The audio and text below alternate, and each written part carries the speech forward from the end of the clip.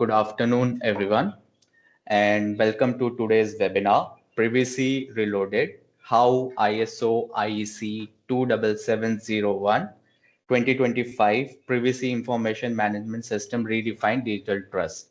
My name is Chavinder Kaur, and I'm from the BSI, and I'm delighted to be your host for this session. Before we begin, let me quickly walk you through a few ground rules to ensure a smooth experience for all of you. All participants are currently on listen only mode. However, we encourage you to stay engaged. Please feel free to type your questions at any time in the question answer box or chat box. Our speaker will address as many questions as possible during the question answer round at the end of the session. If we are unable to cover your question due to time constraint, we will be sure to respond to you after the webinar. This session is being recorded and the recording will be shared with you after the event. Now it's time to welcome and introduce our speaker for today's webinar, Mr. Dheeraj Saxena, who will be leading us through this insightful topic. Dheeraj Saxena is our subject matter expert and specialist tutor for various best practices in the IT-enabled sector. He is a lead auditor and master trainer for multiple disciplines such as IT service management, information security, privacy, business continuity management, and corporate integrity management. His total experience exceed 33 plus years, out of which the initial 18 years were infused with IT service management and information security for leading organization. During the last 15 years, Dheeraj has been auditing and educating on digital trust, governance, and compliance using an integrated system approach. To start with the webinar, I would like to welcome and hand over this session to Dheeraj. Sir, over to you, sir.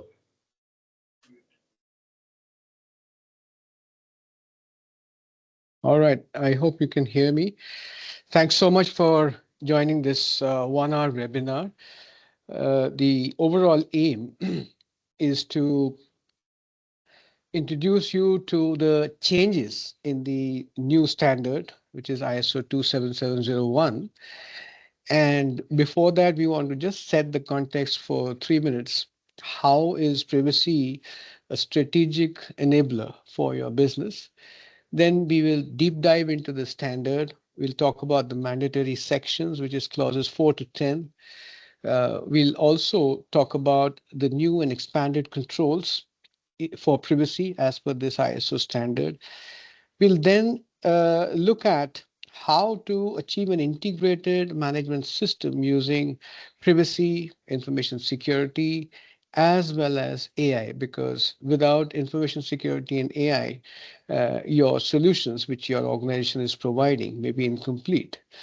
And finally, we'll cover how to transition from the 2019 version to 2025 version for those organizations who are already certified to 2019 version. So let's get started. I'm going to talk about how privacy is a business enabler for your organization. And the important question we have is that, are we going to act only when regulatory pressures come to our organization, or there are more strategic advantages such as acquiring customer trust, global expansion, the speed of operation and innovation, etc. So I do remember when I was in the IT industry, we used to have a lot of due diligence being conducted by our prospective clients. They used to test the various controls we had on information security and privacy with respect to regulations like HIPAA before they wanted to outsource anything to us.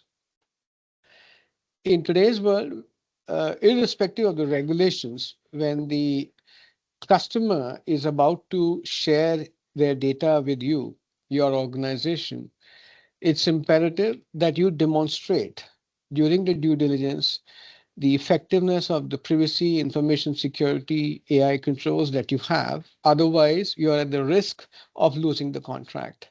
And it's not just at the contract awarding stage, it's also on an ongoing basis.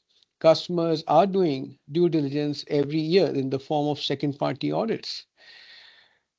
Now, the whole ethos of a privacy management system is reliability via accountability. Whether you are a data controller or a data processor, how concerned are you about the rights of data subjects? How sensitive are you with respect to implementing controls for sensitive data? So, trust is a differentiator in addition to legal and regulatory compliance. It goes hand in hand. Then talk about risk reduction. The whole ethos of privacy management system is data protection impact assessment. Whether you are a significant fiduciary or not, irrespective of that, the standard has got plenty of controls related to data protection impact assessment. And the objective is to proactively reduce foreseeable impacts to the data subjects first and the organization as well. So risk reduction, reduction in financial exposure, etc., is definitely a strategic objective which can be enabled through privacy management as well. Once you have earned the trust of customers and are able to demonstrate the effectiveness of controls and the risks to the customers are manageable, then the organization invariably thinks about global expansion. And that may lead you to expand into regulated markets such as European Union, US, and now India is also a regulated market with the DPDP rules being finalized from November onwards. So enables you to globally expand. Operational agility definitely allows you to have standardized templates, standardized uh, due diligence templates for your key suppliers as well. So whether you are a supplier or you have suppliers, you want the same controls to be executed across the supply chain. And if you want to enable your current solutions with AI, there's a lot of control in the privacy management system for managing data, ensuring it is accurate, it has quality.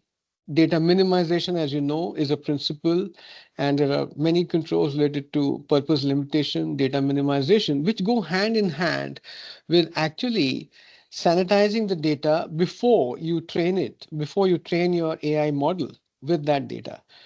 So we're going to talk later about how a privacy management system can also complement an AI management system. A high-level summary of the new standard. Now it is a standalone standard. It's not dependent on ISMS at all. Earlier, as you know, the 2019 version was giving a number of references to ISMS. Now another advantage is that organizations can get certified solely to ISO 27701 as well. So they have a choice. Whether you have an integrated system or not, you can separately get certified to privacy management as per ISO 27701 as well. There is a mandate for a documented information security program in the ISO 27701 standard. So it complements uh, ISMS as well, which in turn facilitates a lot of integration with ISMS. There are around 78 odd controls in Annexure A, and these are applicable for processors and controllers of personally identifiable information. And it's much more streamlined and expanded now. And then there's another annexure which provides implementation guidance for the core implementation team on these controls. So best practices on how to implement are also part of the standard. Of course, these are optional. We'll talk about them shortly. Now, look at the overall structure. There's a very high level structure of the entire standard. So I'm showing you a bird's eye view. And if you look at the topmost row, those of you who are conversant with ISMS and other ISO standards will immediately recognize that there's a lot of harmony in this overall structure. And the structure is based on management principles which are common rather to ISMS or AI management systems. So let's look at the important aspects here. There are some boxes which have been colored differently to highlight the differences with the harmonized structure. So if you look at clause 4.1, understanding the organization and its context, the key salient aspect here is organization needs to be very clear about its role either as a data controller or as a data processor. Not only that, various privacy processes which the organization is obligated to have need to be listed out along with the information flow between these processes, as well as what kind of information flows into them. And this is closely linked with clause 6.1, in which the data protection impact assessment is mandated for every organization who wants to adhere to this standard. Then let's look at clause 4.4, which talks about the management system approach, the plan, do, check, act approach, and the process approach. And here, as I mentioned, all the processes needed for ensuring accountability and secure processing of personally identifiable information, as well as effectiveness of these processes needs to be documented. Then we look at another salient aspect, which is a differentiator here. And I'm talking about clause 6.1, the data protection impact assessment for personal data. So for example, those organizations which are dealing with sensitive information, whether of children or dependents, or dealing with high volume of data, which can impact the data subject, uh, they need to definitely do this data protection impact assessment. In fact, this is a mandatory clause. So irrespective of whether you are a significant data fiduciary or not, you need to go through this. And this actually gets tied up with your strategic objectives of reducing the risk exposure and acquiring the trust of your stakeholders. Then another new clause, which is 6.3, is controlling of changes. So whenever you're implementing the privacy management system, here the acronym PIMS means Privacy Information Management System. So whenever you're implementing, executing the PIMS, changes need to be controlled, they need to be reviewed, risks needs to be assessed before you make the change. Change can be tested in a controlled environment and then rolled out accordingly into the live environment. So these are some elements of controlling the changes which are part of clause number 6.3. Then another powerful clause is 8.1, which is the execution of whatever has been planned is now need to be executed. But before you do that, what are the key criteria to determine operational effectiveness? So what controls have you implemented? How do you measure the effectiveness based on the risks for each process, based on the obligations which exist for the data subjects as per the legal and regulatory requirements? Any process which is outsourced, how are we managing the risk to that? How are we measuring its effectiveness as well? How are we controlling the performance of our outsourced partners, which is the data processors? How changes are being implemented and reviewed? These are some of the salient prompts which accompany clause number 8.1, operational planning and control. Again, the contribution here is to make the system more and more robust and measurable and demonstrable. So with that, let me ask you, considering the current and future business needs in your organization per se, I reckon you would already be having a ISO 27001, which is ISMS. You might be on the path to implementing AI also. Do you see there's a need for integrating the privacy management system with your ISMS and AI solutions, or you want them to be separate? So I'm going to ask my colleague Chavinder to open the poll. There are three options here. Option A, yes, definitely. Option B, maybe later. Option C, maybe no. You can select any one of them. Chavinder, over to you, please.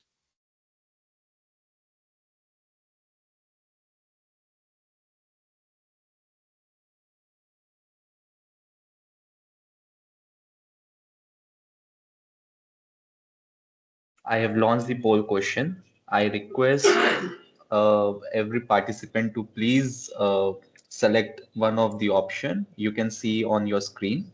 If you're not able to see the poll on your screen, I request you to please check on the chat box and give your response.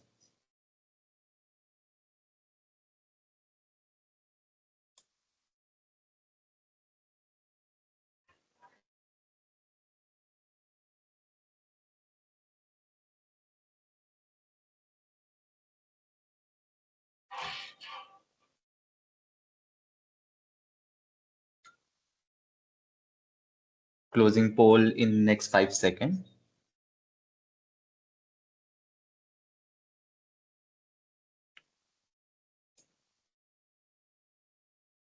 Thank you, everyone. We have closed the poll,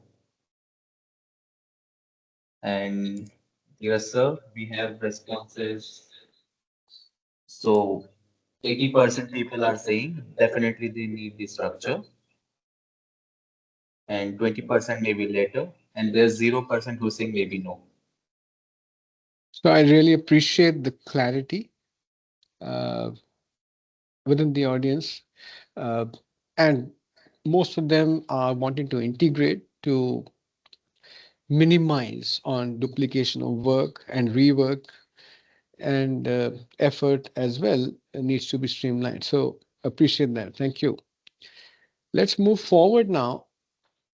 Having introduced you to the overall structure of the mandatory clauses, now I'm going to talk about controls in detail.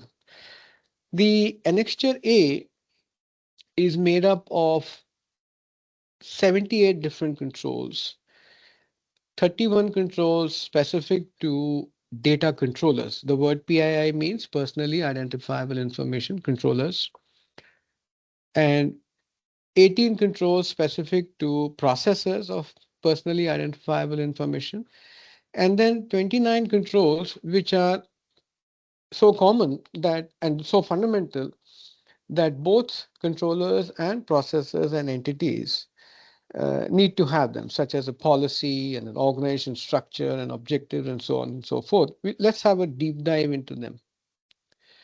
So for controllers per se, since these are the organizations which decide what data to manage, what to select, how to process, lawful basis is a must. So we have controls related to determining lawful basis. In addition to that, how is the controller going to limit the purpose of, or rather limit the processing of the PII with respect to the purpose that they have chosen or declared to the data subject? Consent management is an imperative here. DPIA or data protection impact assessment on an ongoing basis is mandatory. And this is where risks to various data flows are identified, analyzed, and evaluated and treated also. Then whatever processing is done for the personally identifiable information, records need to be maintained for that. So records management is necessary. And those of you who have uh, come across European Union GDPR, or for that matter, are aware of the Personal Data Protection Act in India, the DPDP rules, uh, would see a lot of commonality here. So those aspects which are there in DPDP rules are also being addressed here. Then there are controls to acknowledge the rights of various data subjects, whether it is correction of the data of the data subject or erasure or access to their own data at least, and so on and so forth. There are controls related to privacy by design in which data minimization, data management is being accentuated. And of course, the de-identification and encryption during transmission, those are specific controls here. Then if the data is spread across a cloud and is traversing various international borders, how to protect that data? There are controls related to PII international transfers. And if there are workflows which are making automated decisions with the use of AI or otherwise, then how to protect data in AI is also mentioned here. So largely, and this is just a summary, this is not an exhaustive list. As I said, there are 31 different controls. I just put some of them here to give you an idea. The next set of controls is 18 different controls specific to PII processes. As we know, all the controls obligated to the data controller are also meant to be acknowledged by the processor, because if they are processing your personal data, then they cannot shy away from accountability to that personal data. Now, how that starts is through a proportionality based binding agreement with the data processor, as we know. So, those of you who have uh, known EU GDPR are well versed with what goes into a binding agreement.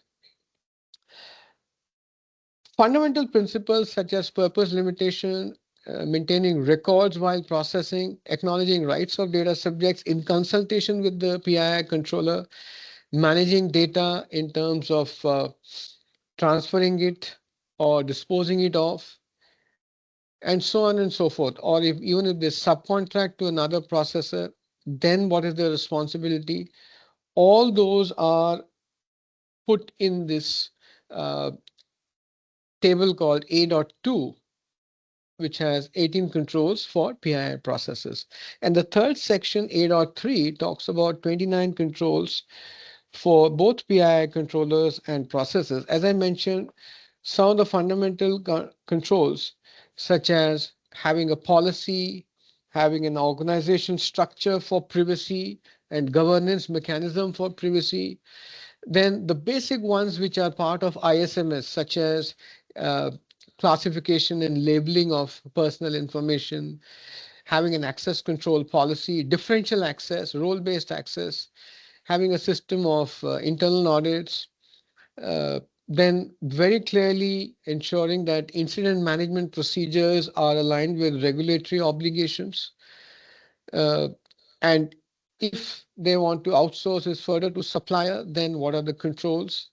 Then endpoint security, cryptography, uh, software development lifecycle, system architecture engineering. The ones which we commonly find in ISMS are there.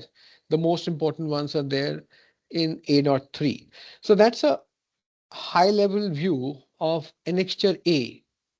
And then we have another annexure, which is annexure B, which is very, very useful for implementation and for the core implementation team, because it gives guidance in the form of international best practices, and there's a one-to-one mapping of the 78 controls in annexure A. So for example, control number A.1.2 dot 1 will be explained in B.1.2.1.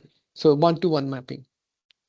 So there's a mirroring, which I just mentioned, and these best practices are not binding. They are just there as an implementation guidance for your organization. Definitely, you would be customizing the standard operating procedures in your organization accordingly. So annexure B is just for guidance. It's not auditable at all. And then you have plenty of more annexures.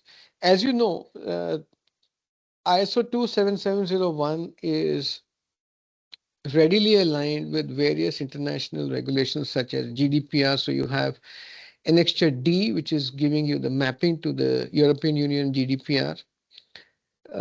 Annexure E gives you mapping to ISO 27018, which is a standard ISO standard meant for PIR processors who are providing public cloud services. So your cloud service provider, whatever controls they need to have are mentioned in this mapping as well. And there's a one-to-one mapping between the controls of ISO 27018, and there's a one-to-one mapping between controls of ISO 29151, which is another additional guidance standard for PII controllers.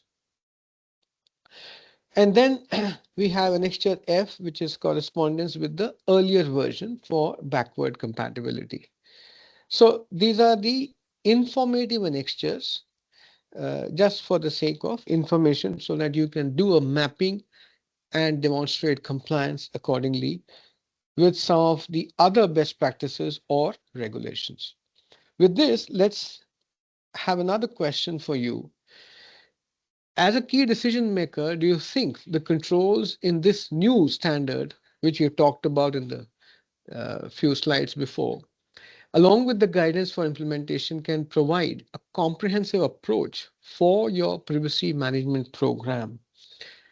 So we look forward to your responses. Chavinder, over to you.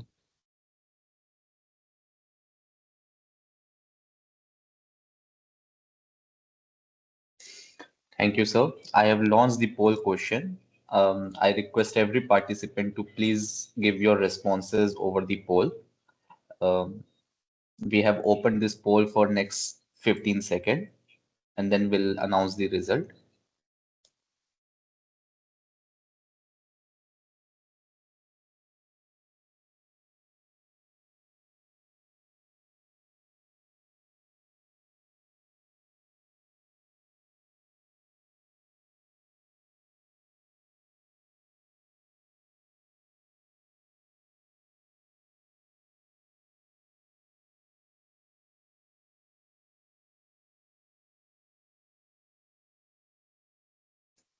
Thank you everyone for giving your response. So Dhira sir, it's an amazing response we do have.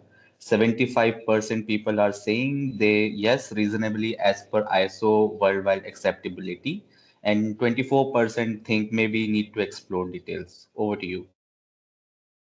Thank you.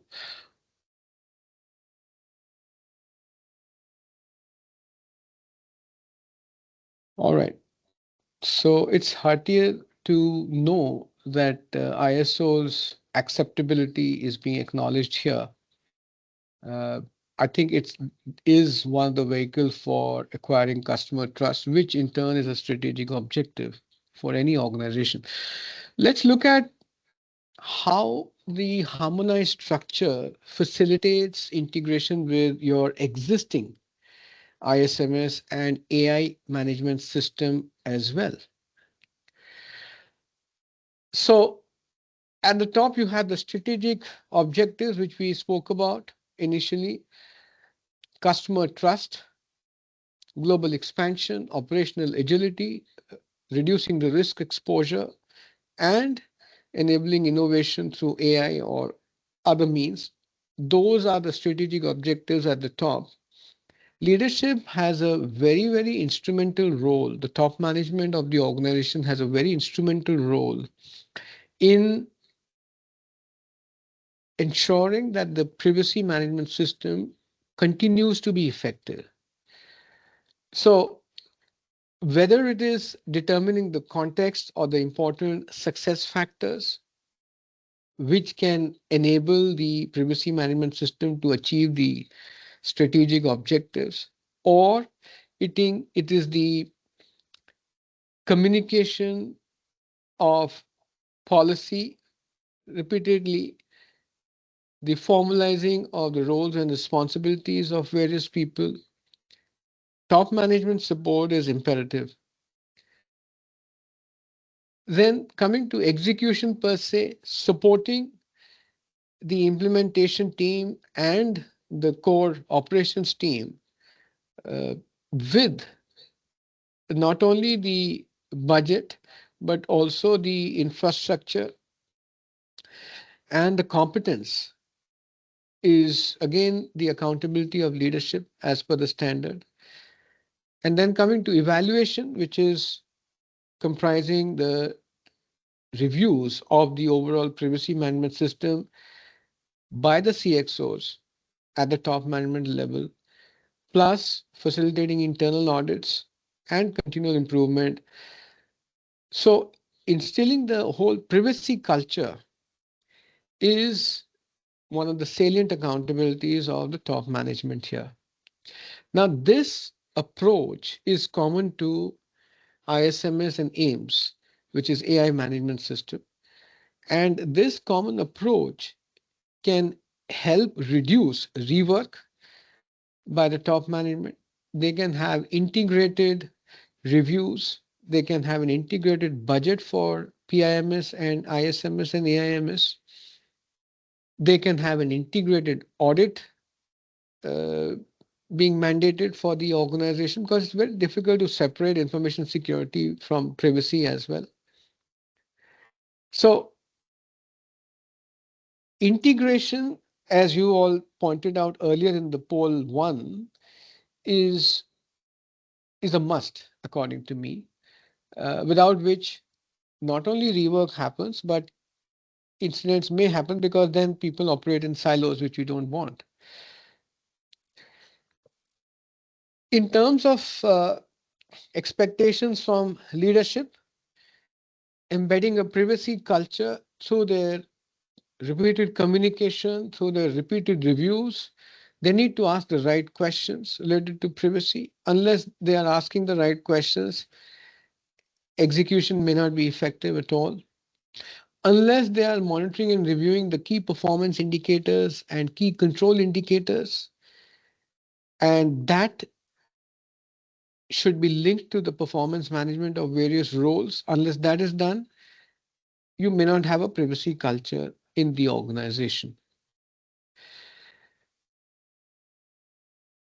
I talked about resources being available. No matter how committed the management is in conducting reviews, but if the resources are not adequate, which includes technological resources, we'll talk about them shortly, the PMS may not be effective because there's huge amount of data you can't expect to be managed manually at all now. Governance, I think we've covered, and particularly with a focus on reducing risks, making them manageable, negligible, is another key aspect expected from top management. So reviewing the results of the DPIA, Data Protection Impact Assessment, by the top management is also an imperative here.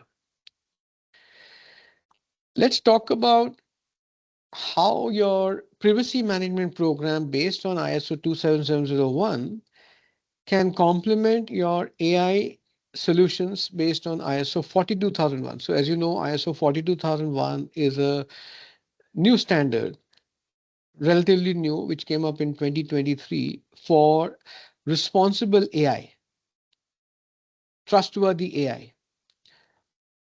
So a privacy management systems adds more teeth to your AI management system. Let's see how. I'm going to talk about three aspects here. The first one is data governance for the AI model. As you know, whether you're training the AI model or testing it or validating the output, the data which is fed to the AI model is a critical success factor in determining the output. And it's not one time, it's ongoing. So that's one aspect. Then we are going to talk about transparency and accountability, which is key for trustworthy AI. And we are also going to talk about some tools for embedding uh, automated alerts within the data that you have for flagging of various breaches or anomalies. So let's talk about the first one, data governance. As you know, data management process for AI is a critical success factor, and controls such as lawful collection, data minimization, data anonymization, which are mentioned in Annexure A, coupled with techniques such as differential privacy. So differential privacy basically protects individual privacy in a data set by guaranteeing that the observer cannot tell whether any single person's information was included in the analysis or not. How is this achieved? Carefully injecting noise in the data without altering it, uh, so that when you get a results out of the query which you have given to the AI solution, the personal information is not evident there. You cannot correlate.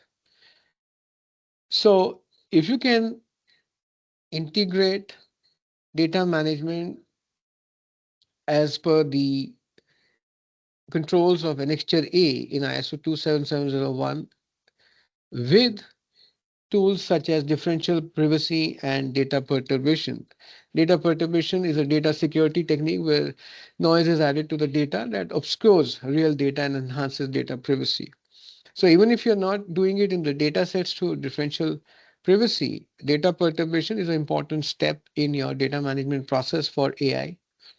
And basically it's cleaning or de-identifying, helping you in de-identifying the personal data. So these controls go hand in hand with each other, they complement each other.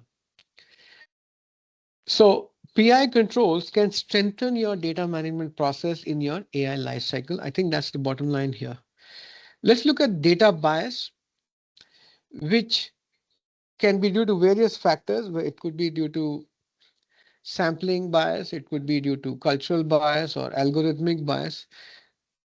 So while cultural and algorithmic bias may not be managed by the controls here, but data bias definitely can be controlled, because Annexure A definitely talks about completeness of data, accuracy of data to minimize sampling bias.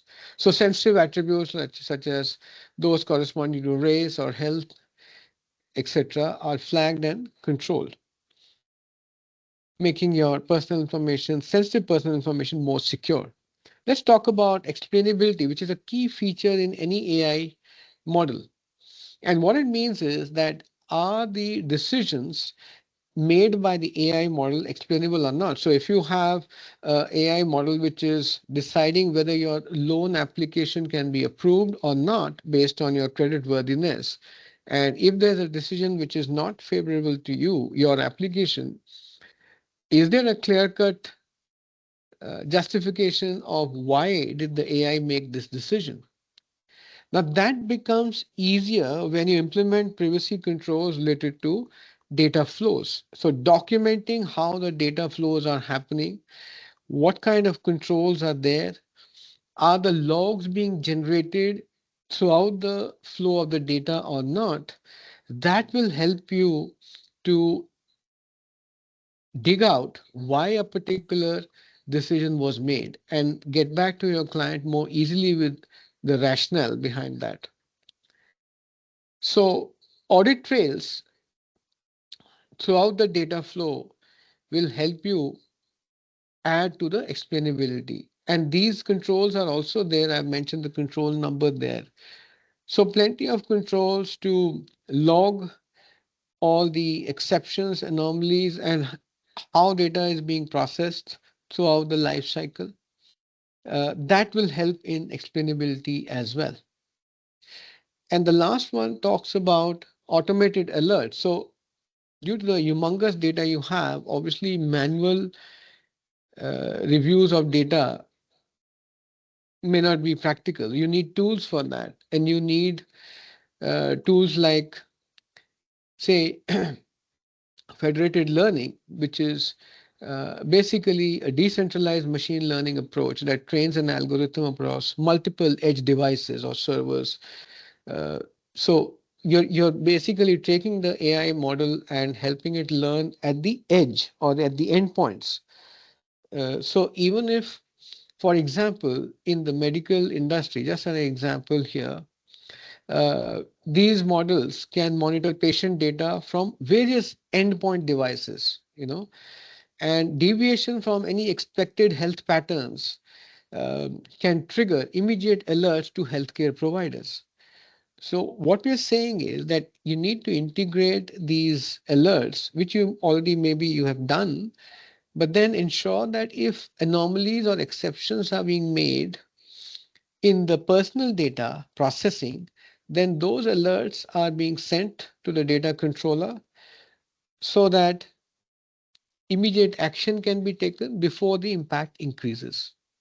And these alerts can also be linked with the retraining schedules. When you are retraining the model, maybe some of the parameters, the incremental parameters of an AI model, you're retraining them just to minimize the model drift or data drift. Then also these controls related to privacy may be helpful. So basically, privacy controls need to be built into the entire AI life cycle, starting from data collection, which I talked about in the first point here, data management, then to model training, which I just spoke about. One of the tools can be federated learning. Out of the many tools, we are not saying that this has to be done like this only. And then deployment and monitoring. The point is, are privacy controls embedded throughout the AI lifecycle or not? And are automated alerts being generated? And are those alerts being acted upon or not, irrespective of the technique and the tool you use? So it's more on the process rather than the technique per se, which we are emphasizing here.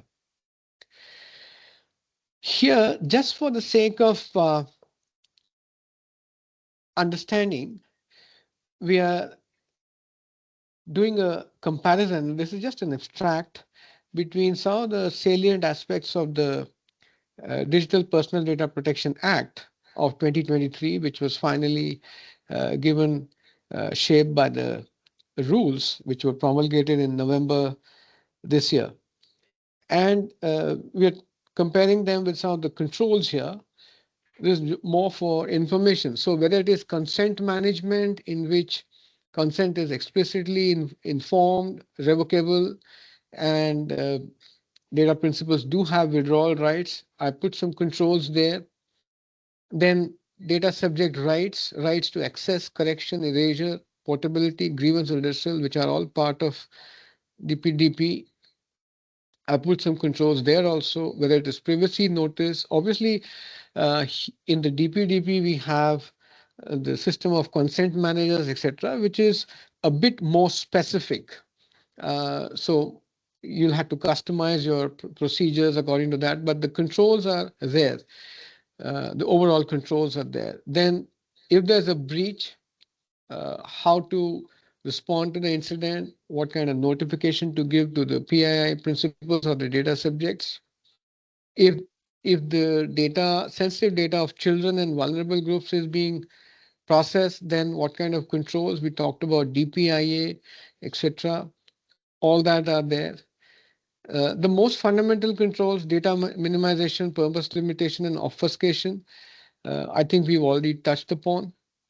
So there's a whole gamut of those controls. Then cross-border data transfers also we spoke about, and governance and accountability in the form of top management reviews, internal audits, continual improvement, key performance indicators, key control indicators, all are there in the entire framework of 27701. This mapping is purely indicative. So we're not saying that this provision of DPDP means this control, but definitely that provision of DPDP can be enabled by these controls is what we are saying here. Let's do another poll and take your perspective on this question. So as per the new DPDP rules applicable within the next 18 months, uh, can ISO 27701 be a vehicle for your organization to demonstrate compliance? We definitely look forward to your views. Chavinder, over to you.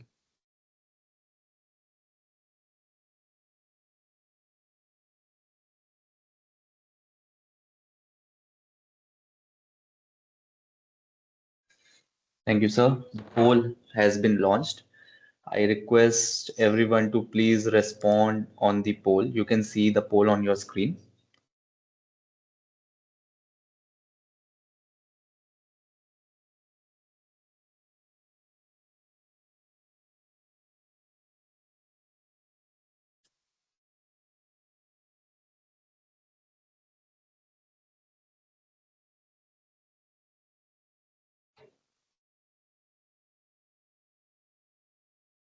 Last 5 seconds.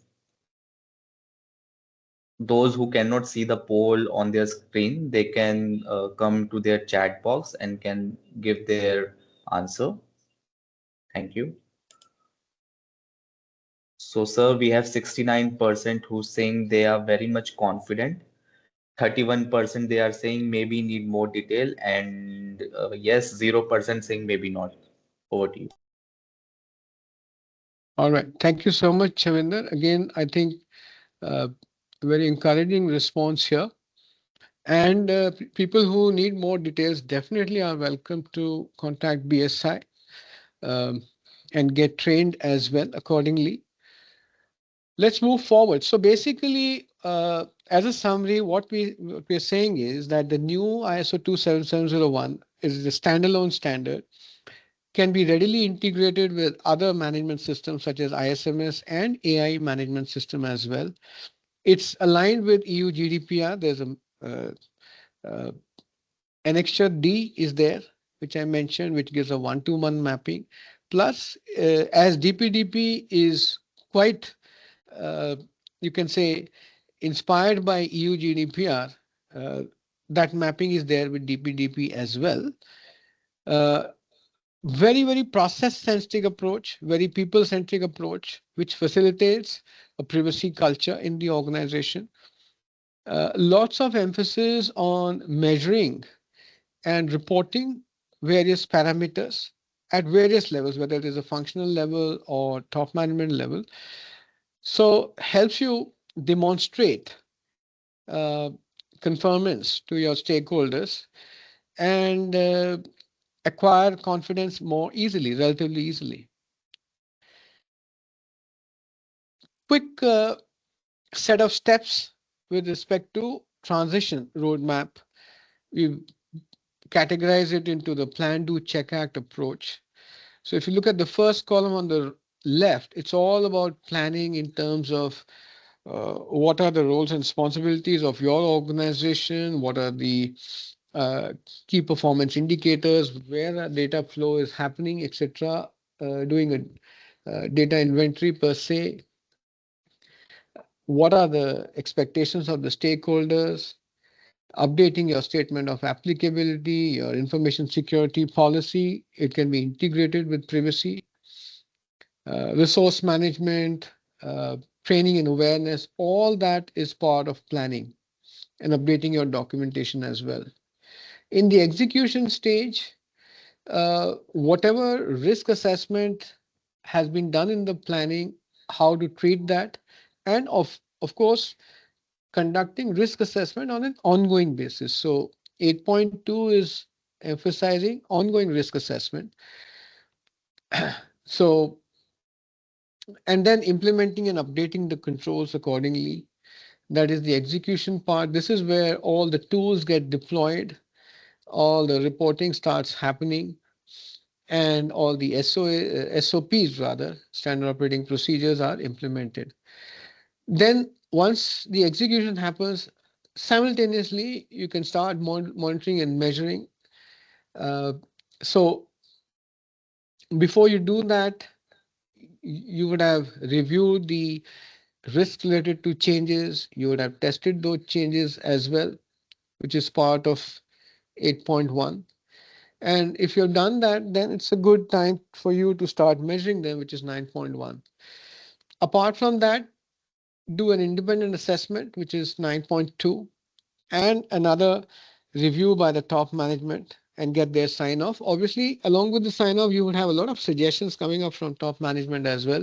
Those need to be implemented along with closure of findings of internal audits, external audits, and that's part of ACT, the corrective action and the correction. So very high level transition roadmap, uh, kind of a structured approach is what we are mentioning here. In terms of timelines, as you know, whenever an ISO standard is released, an organization has up to 3 years, uh, if you're certified, to migrate to the new certificate. So we're saying up to 2028 October, you have the timeline to migrate to the new version. And obviously, we'll have to get accredited ourselves and talk about BSI before we can issue accredited certificates for the new version.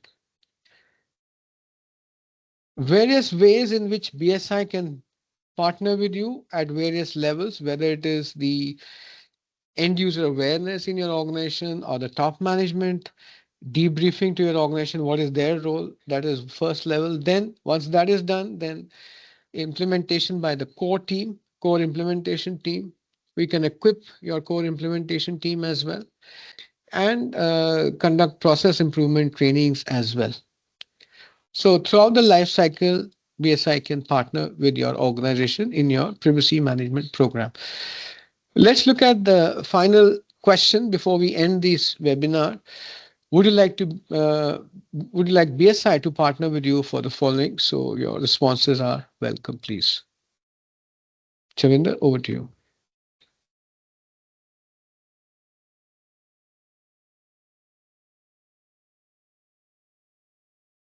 Are multiple options selectable?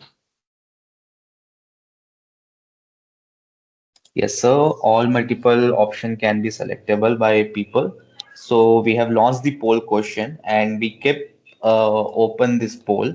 And if Dheeraj sir, you allow, so we can keep this poll open for a while and we can move to the question answer round. So we have a question from Mr. Abhishek, and he's asking how does PIMS proactively reduce risk when threats themselves evolve constantly? See, threat analysis and analyzing the threat landscape is an ongoing endeavor. It's an ongoing step. So it's not that uh, you're waiting for threat to materialize. The point here is, so let me clarify what I mentioned initially. The risk identification will be subsequent to your analysis of the threat landscape. And that threat landscape will vary from one organization to another, depending on the environment in which you are operating, your role as a controller or processor also. So threat landscape analysis is a prerequisite for risk identification. The point we are making here is, most importantly, that what if you just analyze the threats and even identify the risks, but you don't treat them adequately? Incidents will still happen, impact is going to still happen to your organization. So being able to measure the controls, and that's why I mentioned the word key control indicators, and then tweak them accordingly. So it's an ongoing journey. And that's why in 8.2 and 8.3, it says risk assessment and risk treatment has to be done at planned intervals or whenever changes are happening in the business environment. So when changes happen in the business environment, new threats will emerge or existing threats will change their level. So it's an ongoing uh, procedure. But then, so proactive doesn't mean that before the threat comes, you have to treat it. Proactive means before the impact happens, you have treated it. Hope I've answered your question. Chavinder, next question, please. Thank you, sir. The next question is from Mr. Rajat Gupta. Are ISO 27001:2022 controls still applicable for ISO 27701:2025 version? Okay, so many of the ISO 27001 controls are now mentioned in table 8.3 of this standard, which are labeled as controls common to controllers and processors of PII. So the short answer is yes, and I'm just elaborating on that. Fundamental controls, which you remember I highlighted on the slide in 8.3, such as having an information security policy, an organization structure, governance mechanism, internal audits, continual improvement are mentioned in that annexure. So there's alignment with that to answer your question. The other thing is, I think in clause number 6.1.3c, it also talks about the information security program being documented. So definitely those controls are applicable. Chavinder. Thank you, sir. The next question is from Diksha Jain. Should the organization get certified with ISO 27701:2025 or DPDP Act for the personal data? See, my suggestion is first you implement the privacy management system. This is an international standard which helps you achieve or demonstrate compliance with multiple regulations. Obviously, you'll have to tweak your procedures depending on which regulation you're being compliant to. So, first thing is to be able to control the risk to your organization. Certification is then or is an optional step, which is a byproduct. So, first and foremost, the strategic enablers, which I mentioned in the first slide, that is very important for your organization to expand globally or even maintain business. Uh, and then obviously if you want to demonstrate to the world that we've been audited by a neutral body like BSI and we've got a certificate, that also adds to the credibility of the effectiveness of the privacy management program. So both go hand in hand, but I think the first priority is to be able to understand how this standard can make your privacy program more robust, how it can add value to your business, and then go on the certification route as well. Shavinder? Thank you, sir. We have a question from Kavan Mankar. Is there any dedicated recognized training available for implementation with practical cases for this? Yes, definitely. It is available. BSI has a gamut of trainings on implementation itself, various formats. The lead implementer is there. There are lots of uh,